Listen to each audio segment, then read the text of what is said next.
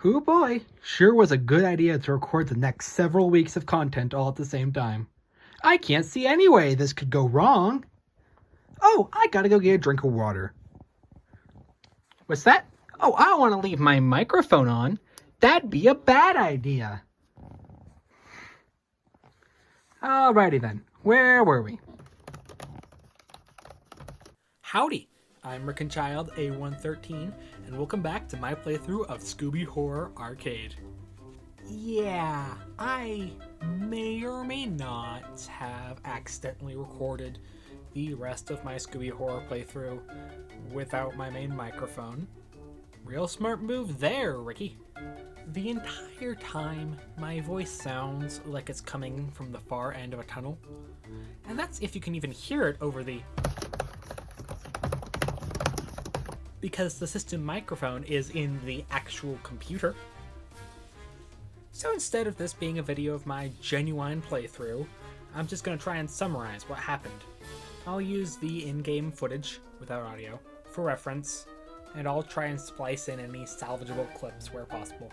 In this episode, I'll explain what happened during my playthrough at the County Museum and Snow End Lodge. So without any further ado, let's begin part 3 of Scooby Horror Arcade.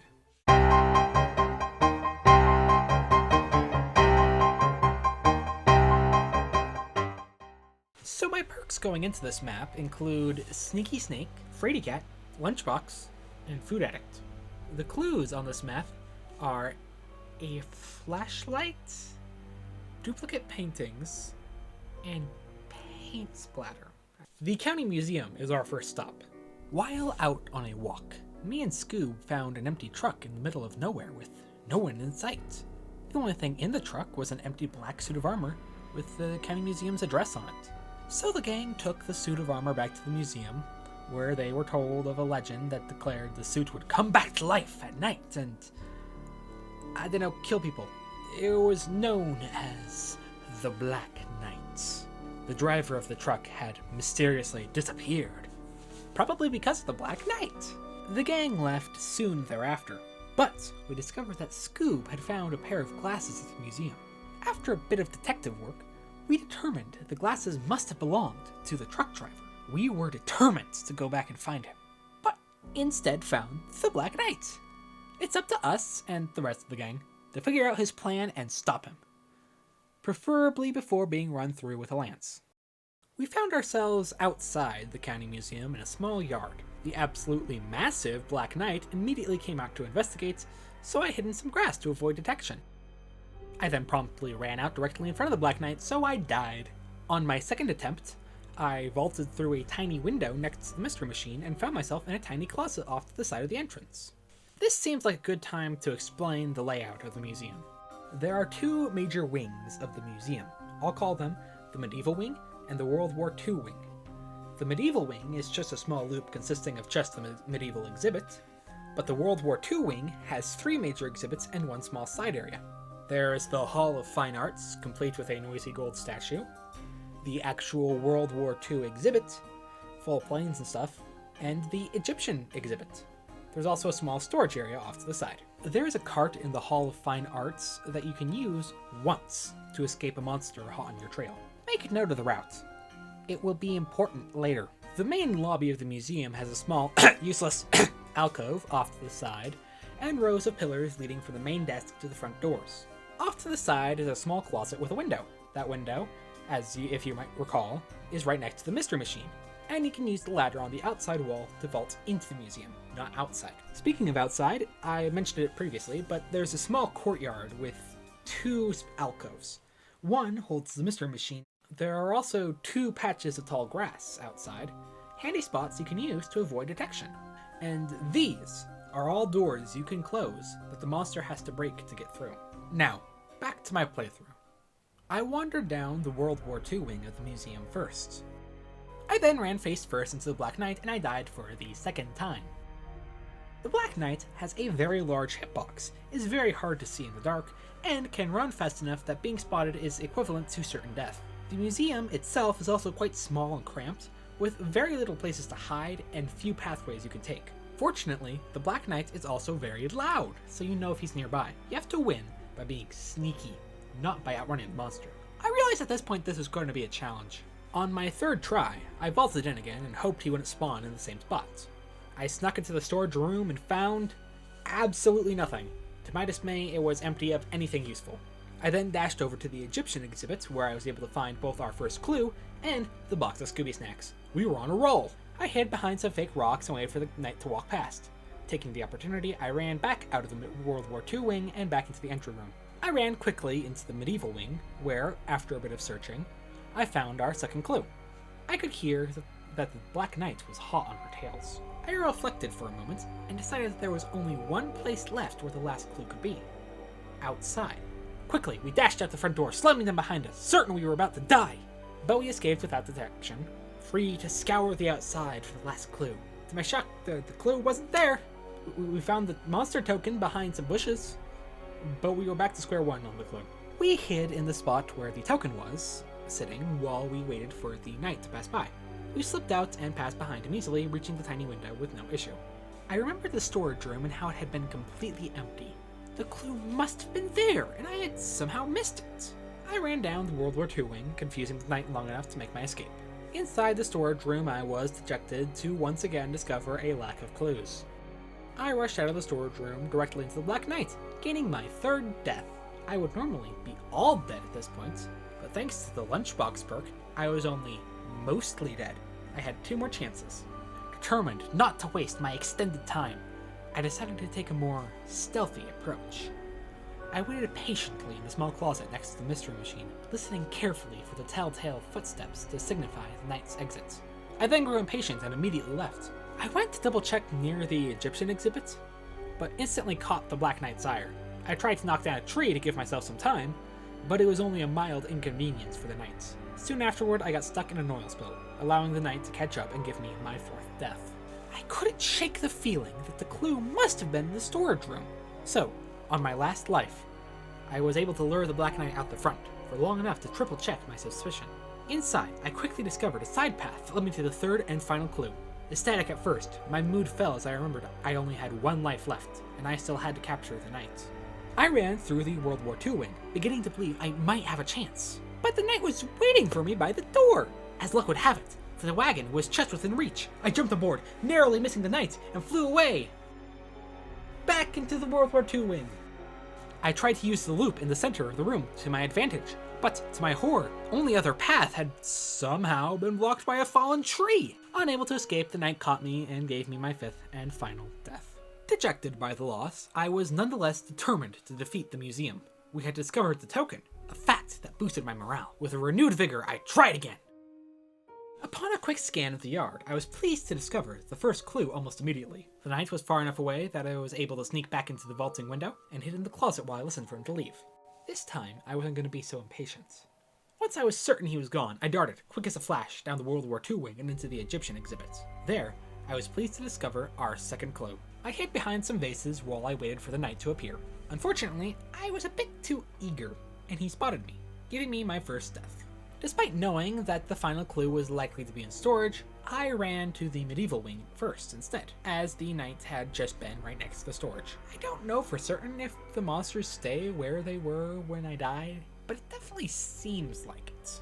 I escaped to the safety of the closet, where I waited once again for the knight to leave. After staring deep into Scooby's large, dark, soulless eyes for a moment, I determined that the knight had stepped outside. Unfortunately, he must have immediately turned around because he spotted me. He was far enough away that I broke eye contact pretty quickly, reaching the storage room safely. While the paintings were not in the same spot, they were still in there, so I was able to get the third and final clue. Now, to catch a kook. I walked out the front doors, but the knight had apparently been waiting for me. He was able to give me my second death. Unfortunately for him, that put me right next to the mystery machine, where I was able to grab a smokescreen trap that I sat at the bottom of the entryway stairs. I hid in some tall grass nearby and watched carefully, waiting for the gang to finish building the trap while avoiding the murderous knight. Scooby was helpfully sitting right in the way, like the good doggo he is. After a few close calls, the trap was finished, but the knight just waltzed past it. I rushed out to bait him back, forgetting I was still zoomed in, meaning I couldn't sprint. Despite my panic, I was able to figure out the issue and get in place to lure the knight back. And with that, we captured the Black Knight at the County Museum. It turns out it was actually the museum curator, Mr. Wiggles. He created the legend of a cursed suit of armor to scare off any nosy trespassers who might have discovered his art forgery scheme. He was stealing paintings from the museum, painting duplicates of them, putting the duplicates back on display, and sending the real paintings off to be sold. It was a brilliant plan, and it might have worked too if it weren't for us meddling kids.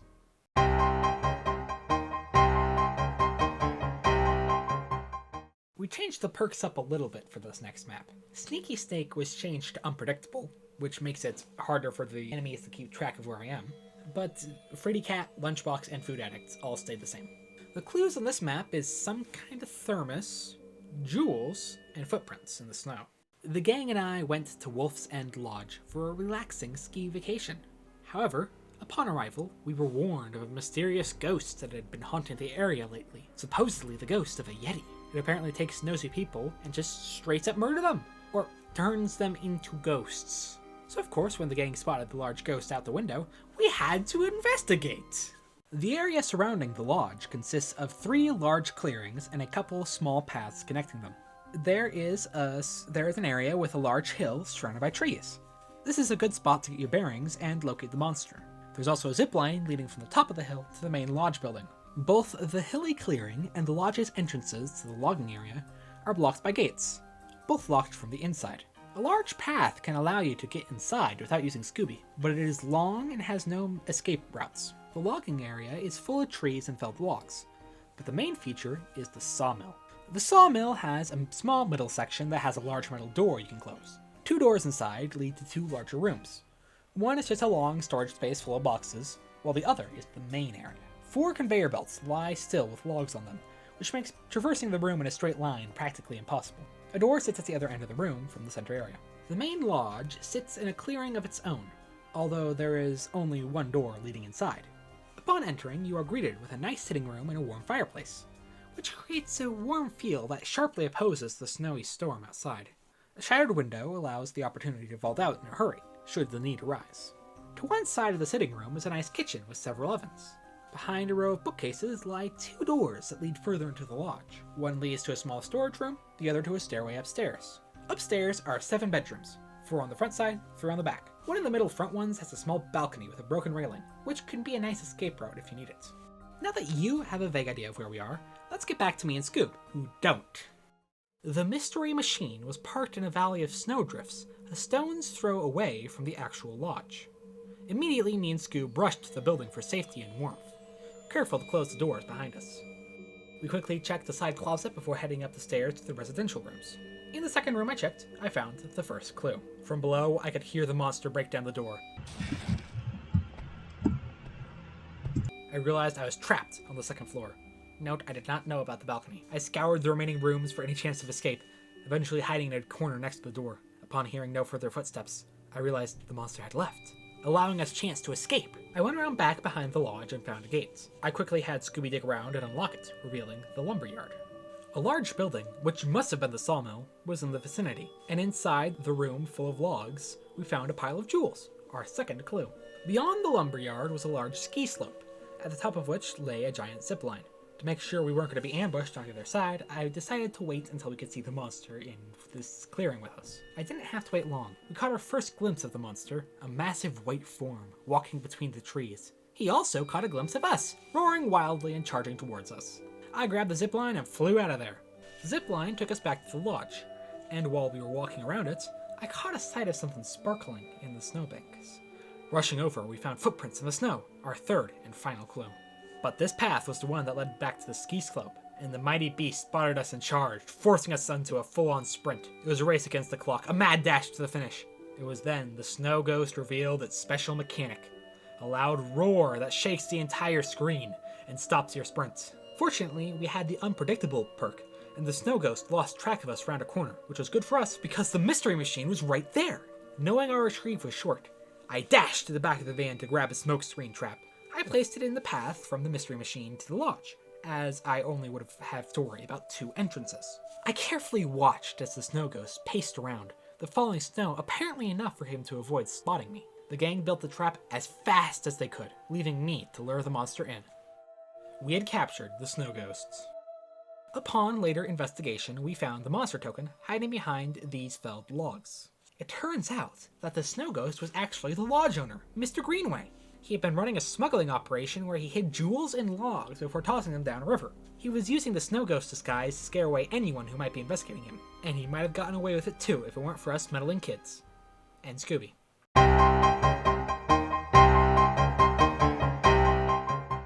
These were a couple of interesting maps and a couple of interesting monsters, but I think I liked the Wolf's End Lodge map and the Snow Ghost more. The Snow Ghost's yelling mechanic was more interesting. I also liked how the Snow Ghost and the Black Knights blended in with their environment, fitting their respective maps really well. The tokens weren't too hard to find, and the clues were all in decent spots. I got enough snacks in this section to unlock gadgets and bought me some Shaggy sandwiches, which allows me to regain my entire stamina bar once per attempt.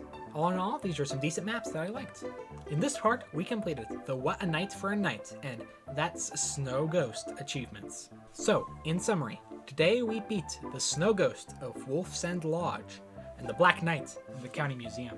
Next time, we'll be facing off against the Witch Doctor in the Sacred Grounds of Monotikitia, the Tar Monster in the underground city of Tar, and Charlie the Robot at Funland. Please let me know if you like or dislike this more scripted format for my videos. The rest of the Scooby Horror Arcade videos are probably going to be in this format because of the stupid recording thing, but the rest of my videos should be back to normal. Thanks for watching. I've been Rick and Child, A113, and this has been Scooby Horror Arcade. I'll see you in the next one. Bye!